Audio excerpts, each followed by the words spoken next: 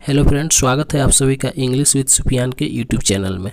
दोस्तों, आज के इस वीडियो लेक्चर में हम लोग पढ़ने वाले हैं सब्जेक्ट वर्ब और एग्रीमेंट। जी हाँ दोस्तों, हम लोग पढ़ने वाले हैं सब्जेक्ट वर्ब और एग्रीमेंट। लेकिन उससे पहले मैं आप लोगों के लिए आप लोगों को मोटिवेट होने के लिए, एक इंस्पायरेशन के लिए, एक इंस्पायर होने के लिए आप लोगों के लिए एक स्पेशल कोट्स लेकर आए हैं। आखिर वो कोट्स क्या कह रहा है, चलिए हम उसको जान लेते हैं। तो दोस्तों देखिए, यहाँ पर दिया गया है कि ज्ञान से बढ़कर है अनुभव और अनुभव से भी बढ़कर है आपका दिमाग, और दिमाग ही आपका शत्रु और यही आपका मित्र है। यदि इसने हार स्वीकार कर ली तो फिर दुनिया की कोई भी ताकत आपको जीत नहीं दिला सकती, लेकिन दिमाग ने जीतने की जिद पकड़ ली तो दुनिया की कोई भी ताकत आपको हरा नहीं सकती। जी हाँ दोस्तों, यह बहुत बड़ी बात कही गई है आप लोगों के लिए कि ज्ञान से बढ़कर है अनुभव, यानी ज्ञान से भी बढ़कर आपका अनुभव है। यानी आपके जीवन में जितने सारे आपके ये लाइफ में जो कोई भी काम करते हैं, जो कुछ गलत होता है कुछ अच्छा होता है, तो गलती से आप लोग सीखते हैं, यही आपका क्या है, अनुभव है। और जब ज्ञान से बढ़कर आपका अनुभव है और आपका दिमाग, अनुभव से भी बढ़कर है आपका दिमाग और अनुभव से भी बढ़कर हमारा दिमाग है, क्योंकि हमारा दिमाग काम करता है तभी हमको सही और गलत की परख होती है। और दिमाग ही आपका शत्रु है और यही आपका मित्र है। दिमाग हमारा शत्रु कैसे हो गया? क्योंकि दिमाग ही हमारे गलत काम कराता है और दिमाग ही हमारे सही काम कराता है। इसीलिए जब सही काम कराए तो हमारा मित्र हो गया और गलत काम कराए तो हमारा क्या हो गया, शत्रु हो गया। और यही दिमाग अगर किसी काम के लिए अगर ठान लेता है कि ना मुझे हम ये चीज़ कर लेना है, तो वो दिमाग कर लेता है। और वही चीज़ दिमाग अपने मन से हार मान लेता है कि ना मुझसे ये चीज़ नहीं होगा, तो वह किसी भी हालत में उस काम को नहीं कर पाता है। चलिए दोस्तों, अब हम लोग शुरू करते हैं सब्जेक्ट वर्ब एग्रीमेंट कि सब्जेक्ट वर्ब एग्रीमेंट क्या कहता है। देखिए दोस्तों, हम लोग समझने का प्रयास करते हैं कि सब्जेक्ट वर्ब और एग्रीमेंट आखिर होता क्या चीज़ है।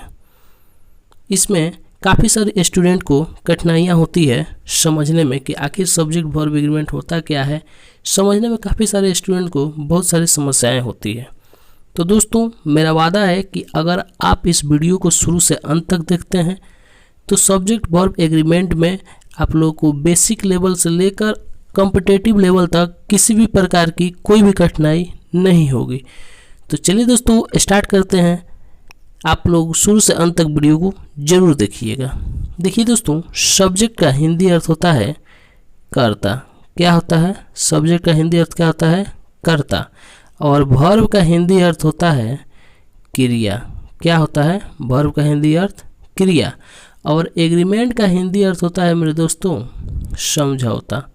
क्या होता है? एग्रीमेंट का हिंदी अर्थ होता है समझौता। यही हमारा स्पष्ट हो गया कि सब्जेक्ट वर्ब एग्रीमेंट होता क्या है। जैसे कि आप लोग यहाँ पर देख रहे हैं, कर्ता, क्रिया और समझौता, यानी कर्ता का क्रिया के साथ समझौता, ये आपका क्या कहलाता है? सब्जेक्ट वर्ब एग्रीमेंट कहलाता है। या क्रिया का कर्ता के साथ समझौता है आपका क्या कहलाता है? सब्जेक्ट वर्ब एग्रीमेंट कहलाता है। समझ में आया मेरे दोस्तों? नहीं समझ में आया? चलिए हम लोग इसके डिफिनीशन से समझने का प्रयास करते हैं कि इसका डिफिनीशन क्या कहता है। देखिए दोस्तों, यहाँ पर दिया गया है डिफिनीशन, इसका दिया गया है कि use of the verb according to the subject is called subject verb agreement. जी हाँ दोस्तों, क्या कर रहा है कि use of the verb according to the subject is called subject verb agreement. कहने का तात्पर्य क्या है मेरे दोस्त? यहाँ पर दिया गया है कि यूज ऑफ द वर्ब यानी क्रिया का उपयोग या क्रिया का प्रयोग अकॉर्डिंग टू द सब्जेक्ट यानी कर्ता के अनुसार, यानी क्रिया का प्रयोग कर्ता के अनुसार करना ही आपका क्या कहलाता है? सब्जेक्ट वर्ब एग्रीमेंट कहलाता है। दोस्तों, इंग्लिश में कुछ नियम होते हैं और वो नियम क्या है, चलिए उसको हम लोग जानते हैं। यानी जब हम लोग ये सब्जेक्ट वर्ब एग्रीमेंट जब हम लोग पढ़ते हैं तो एक नियम होता है, जैसे कि शुरू से हम लोग पढ़ते आ रहे हैं, एस और पी का रूल। क्या क्या? एस और पी का रूल। यानी जब आपका सब्जेक्ट सिंगुलर होता है तो वर्ब भी हम लोग सिंगुलर देते हैं, यह सामान्य नियम के अनुसार है। और जब आपका वर्ब प्लूरल होता है तो उसके साथ हम लोग क्या करते हैं, जब आपका ये सब्जेक्ट प्लूरल रहता है तो उसके साथ हम लोग क्या करते हैं, वर्ब भी प्लूरल देते हैं, यह सामान्य नियम के अनुसार। लेकिन कहीं कहीं मेरे दोस्त होता क्या है कि अगर सब्जेक्ट आपका सिंगुलर रहता है तो वर्ब प्लूरल देना होता है। अगर आपका सब्जेक्ट सिंगुलर होगा तो वर्ब प्लूरल देना होगा, और अगर आपका सब्जेक्ट प्लूरल होगा तो वर्ब सिंगुलर देना होता है। यह इसके आगे जो हम लोग नियम पढ़ेंगे उस नियम के अनुसार हम लोग इसको समझने का प्रयास करेंगे। लेकिन अभी फ़िलहाल ये क्या कह रहा है, कुछ एग्जाम्पल के द्वारा हम लोग समझने का प्रयास करते हैं। देखिए दोस्तों, यहाँ पर कुछ एग्जाम्पल्स आप लोगों के सामने दिए गए हैं। जैसे कि यहाँ पर दिया गया है कि Mohan and Sohan dash good friend. ठीक है दोस्तों, गुड फ्रेंड्स क्या है, Mohan and Sohan dash good friends. अब देखिए दोस्तों, यहाँ पर दिया गया है कि मोहन एंड सोहन। मेरे दोस्त, हम लोग बचपन से ही पढ़ते आ रहे हैं कि जब नो नाम यानी जब दो नाम हुए तो ये क्या है, दोनों नाउन है। ठीक है, यानी कहने का तात्पर्य क्या है कि जब दो नाउन एंड से कनेक्ट होते हैं तो उसके बाद आने वाला आपका वर्ब क्या होता है, प्लूरल होता है। तो यहाँ पर दिया है कि Mohan and Sohan good friends, और यह गुड फ्रेंड्स यानी जब कह दिया तो यानी क्या है, ये जब भी बात कर रहा है तो प्रेजेंट की बात कर रहा है, तो इसमें क्या भराएगा, इज एम आर में से क्या भराएगा, यहाँ पर आर होगा।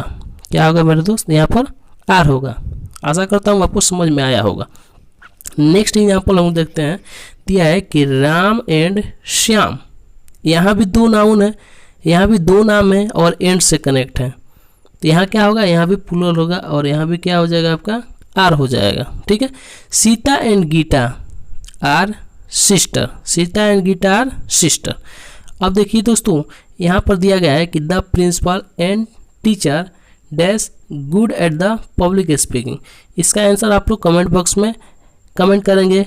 तब तक के लिए मिलते हैं एक नए वीडियो के साथ। जय हिंद।